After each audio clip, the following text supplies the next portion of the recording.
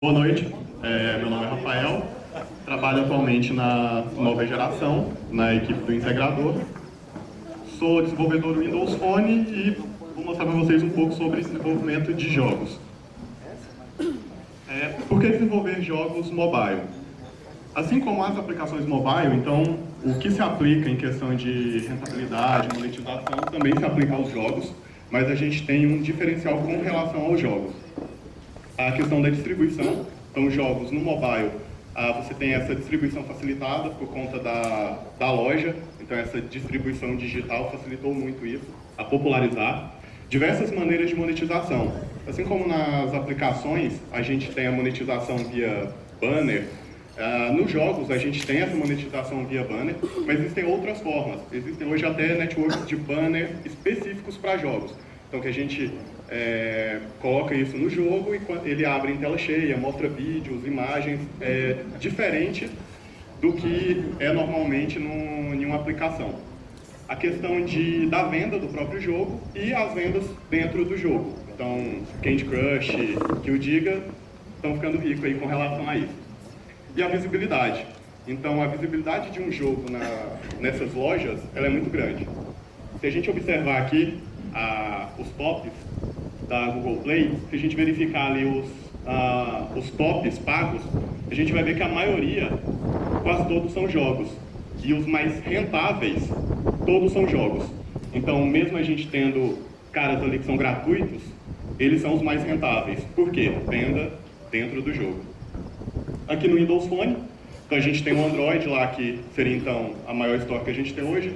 O Windows Phone, dos três principais hoje, então é o que estaria na lanterninha, mas a gente tem o mesmo comportamento. Se a gente pegar os tops pagos e os melhores qualificados, praticamente são jogos. Tudo bem. No caso de...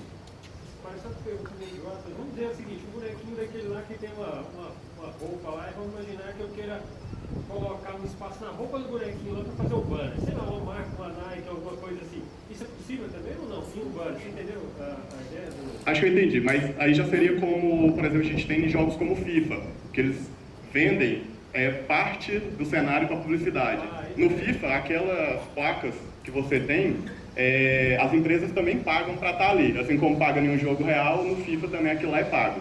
Mas um banner mesmo, por exemplo, do Google, ou da própria Unity, que agora tem também a Unity AD, não, ele fica só em 2D mesmo. Você não consegue integrar isso diretamente no jogo. Você falou aí que tem os mais rentáveis são grátis, mas se eu fizer um aplicativo e colocar no Windows Phone, no Play Store ou na App Store da iOS, qual vai dar mais dinheiro? Boa pergunta. No Android mesmo a gente tem a questão de mais downloads. A estatística é que não é o público mais pagante. Então o público mais pagante seria do iOS. No Windows Phone ele fica no meio termo. Então até questão de pirataria, o Windows Phone ele fica no meio. Ô, Rafael, só até para... Vamos fazer a mesma dinâmica do outro, até para garantir que o conteúdo vai ser todo passado. Vamos seguir e aí no final a gente vai abrir para as perguntas. Ok. Certo. Então, vou dar algumas dicas antes da gente ir para alguma coisa prática. Então, eu coloquei aqui, não reinvente a roda. A gente já tem diversas ferramentas já prontas para isso. Então, ali na primeira fileira, ali, a gente tem o que é chamado de makers. Então, são ferramentas que eu posso criar um jogo praticamente sem nenhuma linha de código. Então, apenas arrastando e colocando comportamento. Seria orientado a comportamento mesmo. Na linha do meio, a gente tem as engines que já são mais parrudas, digamos assim. A última ali, a Unreal Engine, é responsável por jogos como Batman, jogos atuais. E essa de baixo, que é a Cocos 2D, é responsável por jogos como Angry Birds, Cut the Rope. É um pouco mais simples, mas também tem para as outras plataformas. Com relação às engines, você parar para tentar criar a sua engine, você pode gastar aí anos. Por exemplo, gastar meses, anos, e aí quando você finalizar então a sua engine para criar o jogo, você vai validar o jogo e ele não tem graça. Então você perdeu ali 2 anos fazendo aquilo, não teve graça nenhuma, e você vai se frustrar e vai acabar largando mão. Então aqui a gente quer fazer o que? Jogo. Então pega uma dessa aqui e trabalha na mecânica do jogo. Começa pequeno. Muita gente já chega, vou fazer um jogo, já quer fazer um novo GTA, ou então já ganhar dinheiro igual o Clash of Clans. Então, não é assim. Então, vamos começar pequeno, fazer pequenos jogos para testar as mecânicas, validar as mecânicas, misturar elas para ver o que fica divertido. E ali tem uma dica que é a questão de participar de Game Jams. O que são Game Jams? Game Jams são maratonas de desenvolvimento de jogos. Então, no caso, reúne um grupo e é definido um tema e tem um tempo X para se finalizar esse jogo. Normalmente, o padrão é 48 horas e você só fica sabendo o tema na hora da Jam. Então, até acho que há 2 anos mais ou menos eu participei de uma Game Jam, que foi a Global Game Jam, e a gente tinha 48 horas para desenvolver um jogo e o tema, na hora que começou, eles mandaram um áudio que era um batimento de um coração. Então, você tem que usar sua criatividade e fazer um jogo que tem a ver com isso que eles te passaram, uma batida de coração. Então, é bem divertido. E o aprendizado é muito grande, porque você tem 48 horas para fazer um jogo completo, você começou ali naquele momento, então, até brinquei com o Marcelo, fechamento de versão, entendeu? Tipo assim, você não, muitas vezes, quando você está estudando sozinho, aí você pensa, eu tenho que fazer isso aqui, mas eu tenho a semana inteira para estudar. Lá não. Então, você vai ter que aprender ali na hora. Então, é bem corrido. A questão de compartilhar responsabilidades. Então, não tentar abraçar tudo, fazer tudo do jogo sozinho. Você pode até conseguir, mas vai levar bastante tempo. E aí pode cair até naquele mesmo cenário de se frustrar. Então, quando você for validar essa ideia, não é divertido e você vai se frustrar novamente. Então, a gente tem a questão dos papéis no desenvolvimento de jogos. Então, tem o game design, que é o cara que vai bolar, então, como vai ser a jogabilidade, mecânica. Eu tenho o programador, que vai ser o cara que vai ser responsável pela física, pela parte de programação do jogo. O artista, o cara que vai ser responsável pelo som. Então, assim, focar no que você é bom. E tenta fazer parcerias. Então, se eu sou bom em programação, vou mexer com a programação, tento achar um amigo que saiba da parte de arte, da parte de áudio, para mexer com essa parte. Se eu não encontrar, a gente tem lojas que disponibilizam isso. Eu consigo assets, que são os áudios, imagens para jogos, tanto gratuitamente como pagando. Até tem um jogo que eu tenho disponível na Store do Windows Phone, que as imagens eu comprei telas de um cara da Ucrânia. Então, não tem problema isso. O jogo, não é porque você pegou a imagem de outro que o jogo deixou de ser seu. E não desista. Então aqui é justamente pelo seguinte, normalmente a pessoa começa, então ela não teve aquela evolução rápida que ela queria de fazer um GTA ou então um novo Call of Duty, e aí ela já pensa, não, tipo, não é pra mim. Mas não, esse aqui é um exemplo, que é o Jonathan Blow, ele é o criador do jogo Braid, que saiu para Xbox Live, bem no início do Xbox, e esse jogo ele foi bem simbólico para o mercado de desenvolvimento de jogos independentes hoje. Então, ele gerou um boom na indústria indie, onde os desenvolvedores viram, não, agora eu posso então publicar o meu jogo num console e isso vai fazer sucesso. Até então era bem viável. A Microsoft facilitou isso, ele foi lá, fez o jogo dele, fez sucesso e ganhou muito dinheiro. E para chegar nesse jogo aí, que fez o sucesso que fez, ele demorou 21 anos. Então, ele já estava há 21 anos desenvolvendo jogos e só então, no ano que ele lançou o Braid, que ele teve esse sucesso. Atualmente, ele, com o dinheiro do Braid, ele montou a empresa e está desenvolvendo um jogo já, acho que há 5 anos, para o PlayStation 4. Mas não que ele ficou 21 anos desenvolvendo esse, foi desenvolvendo outros.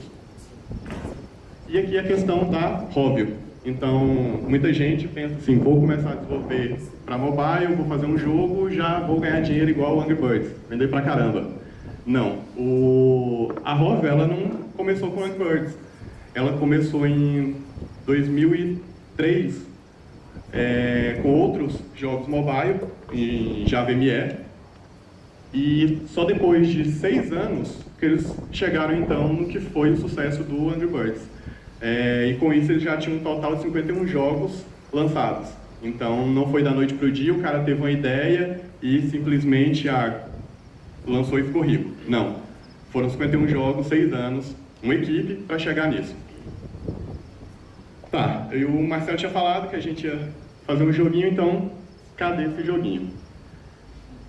A gente vai mexer agora aqui um pouco na Unity. Eu ia até mostrar mais coisas falando dela, mas eu acho que é melhor mesmo a gente ver na prática. Enquanto eu for mexendo ali, eu já vou explicando algumas coisas sobre ela.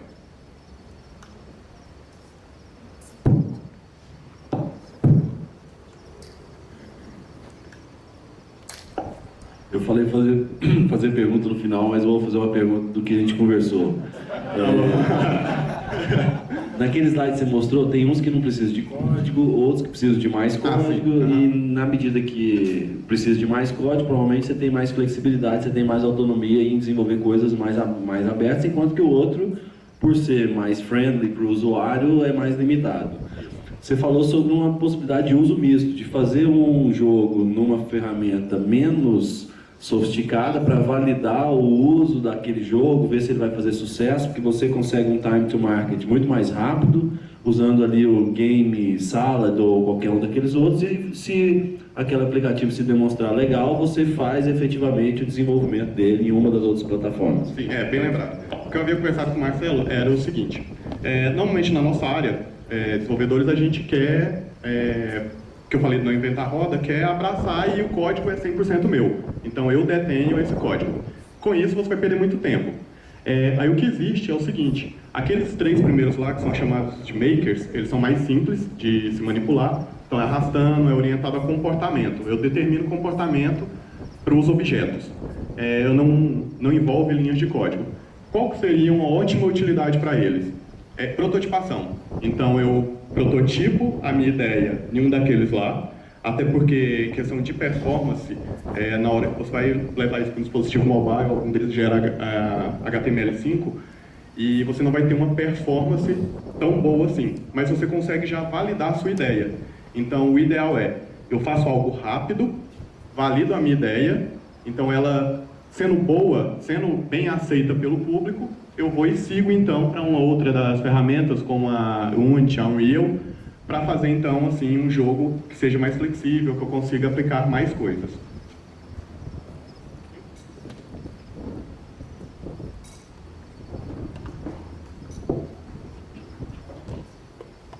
Só mais uma coisa também, com relação àquela parte de você dividir as responsabilidades, um exemplo bom também é com relação a gente comparar o Angry Birds e também o Minecraft.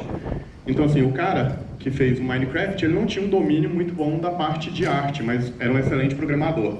Então ele focou o quê? Na mecânica. Então ele criou uma nova mecânica que hipnotizou as pessoas e fez bastante sucesso. Tanto é que naquela imagem lá da Google Play, ele é o primeiro dos mais vendidos, a R$20. E a empresa até agora recentemente foi vendida para a Microsoft por 2,5 bilhões de dólares.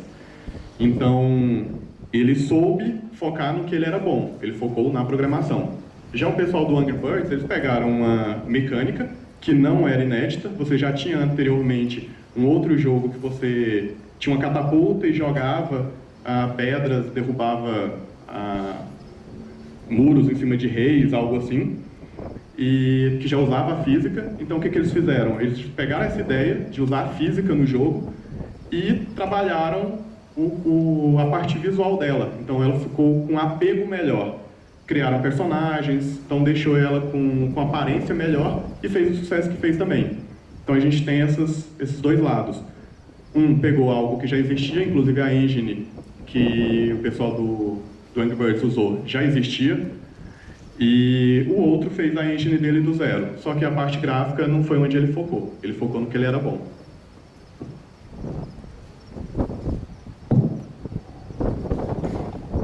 Tá, aqui o jogo que eu vou mostrar para vocês. Eu fiz um demozinho rapidinho aqui.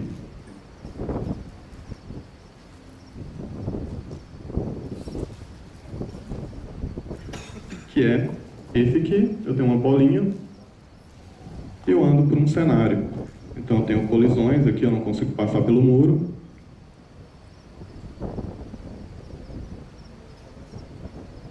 Então, uma mecânica bem simples de um jogo terceira pessoa. Tem um personagem, uma câmera que acompanha esse personagem, se move com a visão do personagem e um cenário.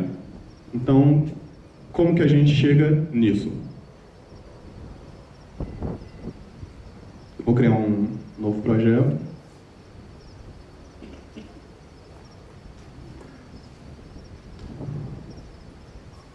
Tá, por padrão, essa aqui que eu estou utilizando é a Unity, já a última versão, que é a versão 5.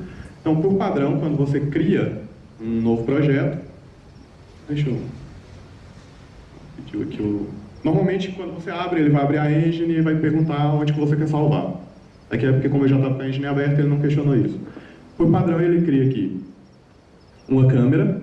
Então, a câmera é o que vai te dar a visão do mundo do jogo. Então, aqui embaixo, naquela janela de baixo, a gente tem o que a câmera está enxergando. E uma directional light. A directional light, ela representaria aqui, no nosso caso, o sol. Então, é o que vai iluminar o nosso mundo. Aqui a gente tem um editor, então desse lado eu fico os meus objetos. Então, meus personagens vão ficar todos nesse cara aqui.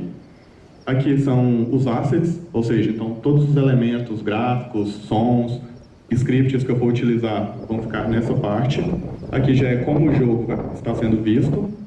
E no inspetor seriam as propriedades do meu objeto que eu tiver selecionado. Aqui é onde realmente eu vou editar, que já utiliza um conceito de mundo 3D. E aqui é onde eu crio os meus elementos. Então, se eu quero, no meu cenário, criar algum objeto, eu venho aqui, Game Object, e tenho os tipos. A Unity ela trabalha tanto com 2D como 3D. Ela foi criada inicialmente para trabalhar com 3D especificamente, mas recentemente eles colocaram ela para trabalhar em 2D também, e ficou bem legal. Então, eu vou criar aqui um plano. Então, ele já criou ali um plano para mim. Dou 2 cliques nele aqui, ele centraliza. E eu já tenho, então, um plano. Só resetar ele aqui, a posição dele no mundo. Ele apareceu lá na câmera. Eu vou adicionar mais um elemento aqui, que é uma esfera. Também vou resetar a posição dela no mundo, para ficar mais fácil de a gente visualizar. Dou 2 cliques, ele me mostra onde que ela está. Então ela está lá no eixo 0 de todas as coordenadas. Vou jogar ela aqui um pouco para cima, para a gente visualizar. Então tenho aqui a minha esfera. O Unity, ele trabalha com o seguinte conceito. Todo mundo é constituído de componentes. Então aqui a minha esfera, ela tem um transform componente. Esse transform a gente pode interpretar ele como sendo o object da nossa linguagem mesmo. Então basicamente todo objeto aqui vai ter um transform. Ele é a herança mesmo desses componentes. E aqui ele fala que ela tem um colisor do tipo esférico e um mesh, que é o que vai renderizar essa esfera. Então, se eu desmarco ele não tem malha, ele não é exibido. Então, tem a minha esfera. Eu posso adicionar um componente novo. Então, eu posso dar um add componente aqui, no canto, ou então, direto aqui em componente. Eu vou adicionar por aqui, física, e vou adicionar a ele um character controller. Pronto. Eu não sei o que é um character controller. Se você vier aqui não sei se ele está dando para ver.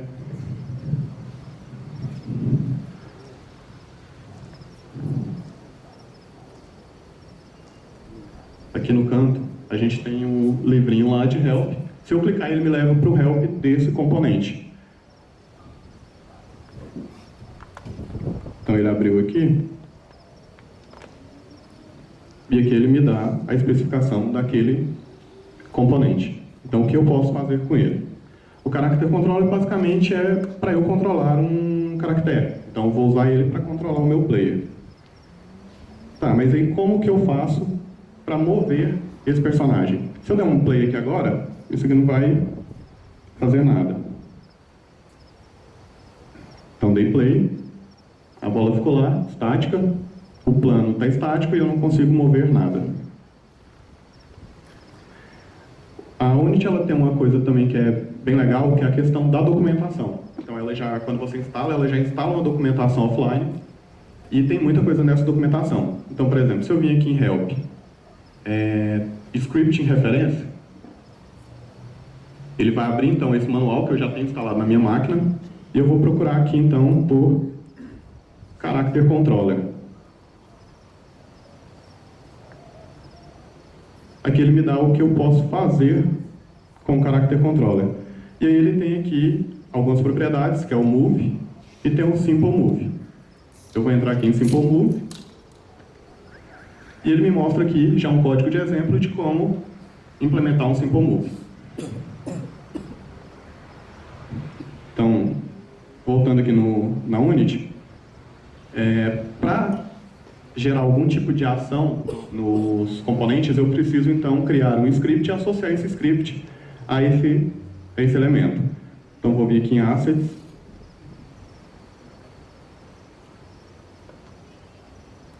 Create, e aí eu tenho aqui os scripts. A Unity ela trabalha com 3 tipos de linguagem, que é o C#, o JavaScript e o Bool. Mas provavelmente eles já estão abandonando o Bool, porque nessa última versão eles nem citam aqui. Ele ficou só no legado mesmo. Então eu vou criar um novo script C#.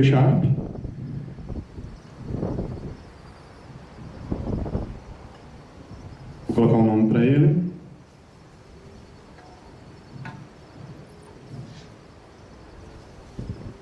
Vou fechar controller mesmo.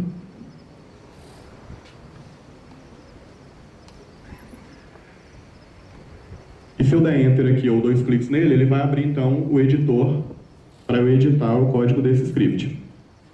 O Unity, por padrão, ele vem utilizando como editor o MonoDeveloper, mas você pode alterar isso. Se a gente for em Edit, Preferências, ele tem aqui External Tools. E eu posso mudar aqui do Mono para o Visual Studio. Então eu consigo debugar normalmente, utilizar ReSharp e plugins do Visual Studio tranquilamente. Então aqui ele abriu o Mono. No Mono também tem uma particularidade que é o seguinte: se eu der um Ctrl, aspas simples, em cima de alguma coisa, ele também vai me abrir o Help. Então, por exemplo, todo componente, todo script, ele vai herdar desse Mono Behavior, que é os comportamentos padrões da Unity. Então aqui, quando a gente criou o script, ele já criou com 2 métodos default aqui, que é o start e o update. O start é quando esse objeto é startado, então ele vai rodar esse código. O que tiver aqui dentro, ele vai executar. Então, se eu preciso inicializar uma barra de energia, alguma coisa do tipo, eu posso fazer aqui dentro. O update é o que vai ser rodado a cada ciclo do processador. Então, aqui que eu vou ter realmente a lógica do meu jogo trabalhando. Se a gente voltar lá naquele exemplo, então aqui já está marcado como C#, ele está falando que a minha classe de exemplo, ela tem 2 propriedades aqui e um método update. Se eu só copiar aqui,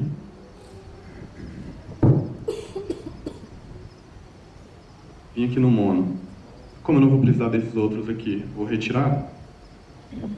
Então eu tenho aqui o que ele me orientou lá. Tem as 2 variáveis, que é de velocidade de rotação, e aqui o código que move o meu controller. Salvei, voltei na Unity.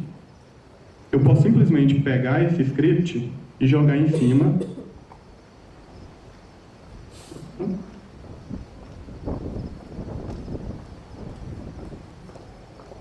da minha esfera.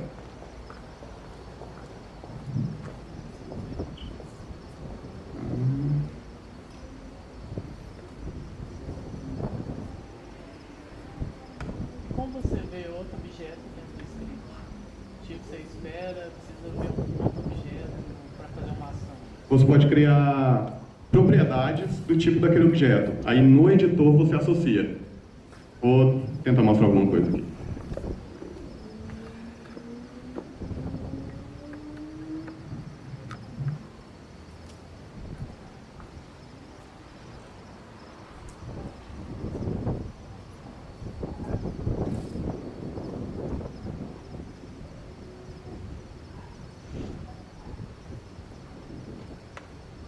que a questão do nome dele está errada.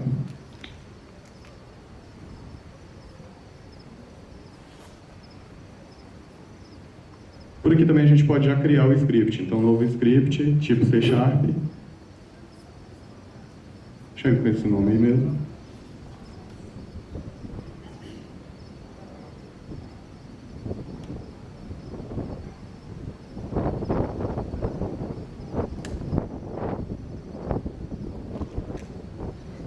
Se eu der 2 cliques aqui de novo.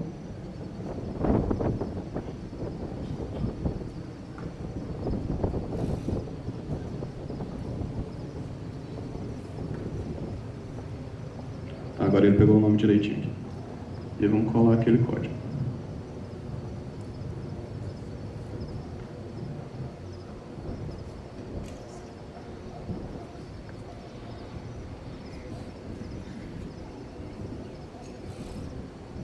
Volta aqui, como ele já está associado, então não precisa associar. Ele já sabe que o script é desse cara aqui.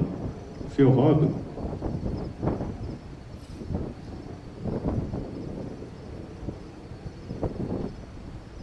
a minha bola, então, agora ela já tem física, ela sofreu a influência da física, já caiu, e eu já consigo movê-la.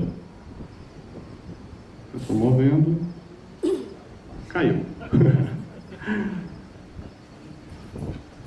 Tá, eu posso vir aqui também, eu já tinha importado aqui algumas imagens. As texturas, os assets na Unity funcionam da seguinte forma, você não precisa converter para utilizar. Então ela é compatível com praticamente todo tipo de extensão. Você simplesmente pega esses assets, pode ser Wave, MP3, PNG, JPG, joga dentro da Unity. Então aqui eu já tinha colocado algumas texturas, simplesmente arrastei e joguei aqui dentro. E aí ele já gerou aqui para mim a textura. Na hora que ele for compilar isso, ele vai se encarregar de compilar da forma que ficar melhor para a plataforma. Se eu só pegar essa textura, arrastar para o objeto e soltar, automaticamente ele já cria um material e associa. Então agora o nosso piso ali já tem uma textura de chão. Certo? Vou pegar essa outra textura aqui e colocar na bolinha. Soltei em cima da bolinha, ela é uma pokebola. Então se eu soltar aqui novamente,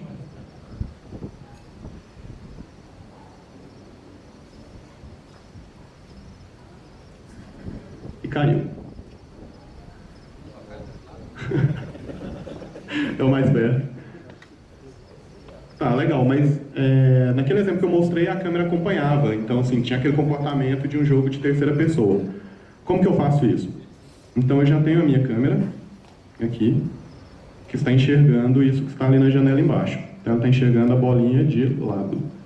Eu vou rotacionar aqui a bolinha. Aqui em cima, a gente tem o que eu posso fazer no editor. Então, a mãozinha é para eu arrastar o cenário, a setinha justamente para eu mover. Então, aqui eu posso mover a bola em vários eixos. Esse cara aqui é para rotacionar. Então, eu vou deixar ela aqui de costas para a câmera. E esse cara é para redimensionar. Então, se eu quero aumentá-la ou diminuir. E eu posso fazer isso também por eixos independentes. Quero aumentar ela só lateralmente, algo do tipo, a gente faria por aqui. E esse outro aqui é para você manipular como se fosse uma imagem mesmo em 2D. Então eu tenho os pontos e eu consigo manipular esses pontos. Então agora ela já está de costas ali para a câmera. Posicionar ela mais centralizada, mais para trás.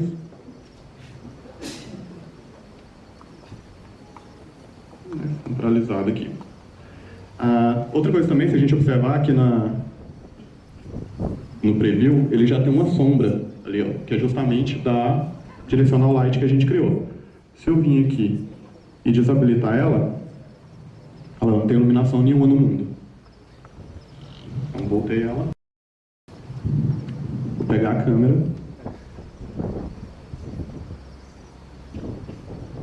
Subir ela aqui um pouco.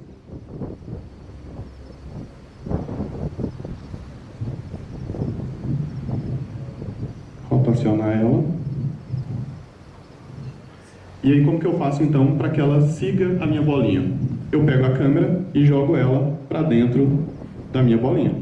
Então, agora, a câmera, ela é filha do meu player. Então, a partir desse momento, ela vai acompanhar o meu player. Se eu startar aqui...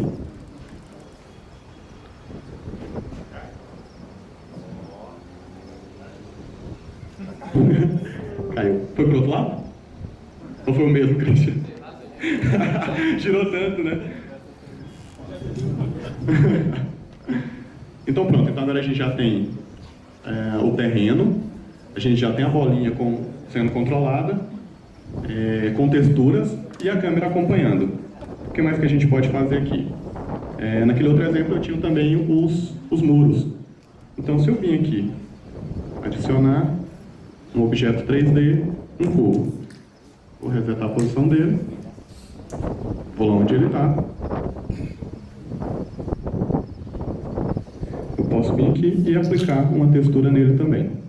Soltei, ele virou um cubo com textura. E aí eu posso manipular o tamanho dele. Vou pegar aqui, aumentar ele nessa direção, certo? Se eu pegar esse cara aqui e jogar para dentro do... Então aqui eu tenho um cubo. Se eu clico aqui, normal, posso colocar um nome nele. Colocar wall. Se eu pego ele e jogo aqui para dentro dos meus assets, esse cara vai virar um prefab. Que é o quê? Então é um objeto que eu já tenho, eu só preciso jogar ele na tela para utilizar. Rafael, pelo que eu vejo, é tão fácil quanto criar uma tela na nova geração, isso aí. É mais simples.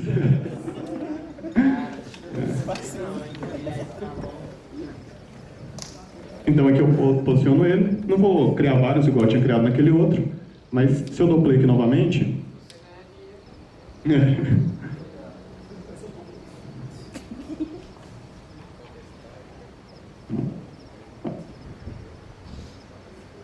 Então ele não passa do muro. Então já tem essa colisão. Todo objeto que você cria já vai ter conceito de colisão? Ele perguntou se todos os objetos que eu crio eles já vão com colisão. Não. Os que tem aqui por padrão, que são as primárias, as formas primárias, esfera, cubo, eles já vêm com essa colisão. Mas essa colisão ela é feita por um componente também. Então aqui, ó, naquele cubo, se a gente clica nele e vê aqui no Inspector, eu tenho aqui um Box Collider. Então ele está dizendo que esse cara tem uma colisão de box. Se eu desmarco isso aqui, então esse cara não tem mais essa colisão, ou se eu removo. Se eu modelo meus próprios personagens e coloco, eles não vão ter esse colisor. Aí eu tenho que gerar esse colisor para eles. Então, aqui, ó, se eu venho... uma das vantagens também da Unity é que você pode, enquanto você está rodando o jogo, você pode ir alterando para ver os efeitos, as aplicações disso. Vou rodar aqui de novo com a tela minimizada. Então se eu vim aqui, ó, na minha parte de editor, cliquei no plano e tirei o collider dele, a minha bolinha foi embora, porque ela não colide mais com o chão.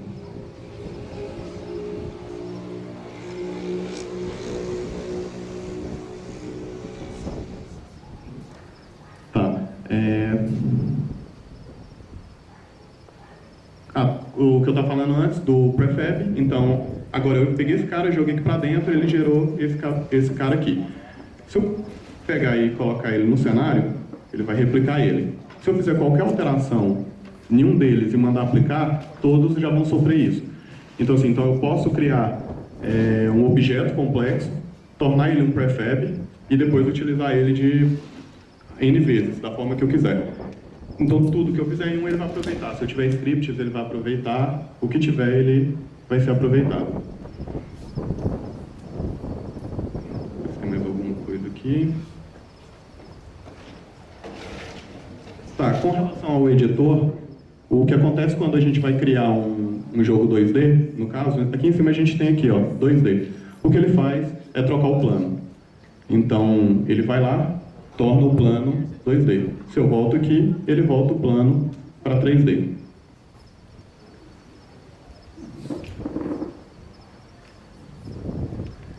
Eu acho que dessa demonstração seria isso aqui mesmo. Mas assim, o que eu queria mostrar é a parte mais do como foi fácil a gente manipular essa bolinha. Que no caso aqui é uma bolinha, mas depois de tudo feito, eu posso simplesmente ir lá e trocar essa bolinha por um modelo que eu criar num 3D, num Blender, e fazer essa substituição. Peraí, eu acho que tem bastante pergunta, já levantaram a mão aqui, eu vou passar para o Kennedy, depois o Greg. Vamos fazendo as perguntas, que eu acho que o pessoal ficou bem interessado. No início lá do mobile, o pessoal apresentou falando que utiliza o Mac, Windows Phone. Tem alguma particularidade para uma dessas ferramentas? Em algum sistema operacional exclusivo? Não, até esse era um dos itens que eu queria mostrar. Por que eu mostrei a Unity aqui? Seria justamente uma sugestão de por onde você começar. O porquê? Primeiro, ela roda em tudo. Então, a Unity você consegue rodar ela no Linux, Windows e Mac, sem problema. A diferença é que nesses outros você não vai conseguir associar com o Visual Studio. Então, você teria que realmente usar o Mono. E a questão da portabilidade do código. Se eu vier aqui em Build Settings, eu tenho aqui todas as plataformas que ele builda. Então, essa versão que eu estou, ela é a gratuita, que é a Personal.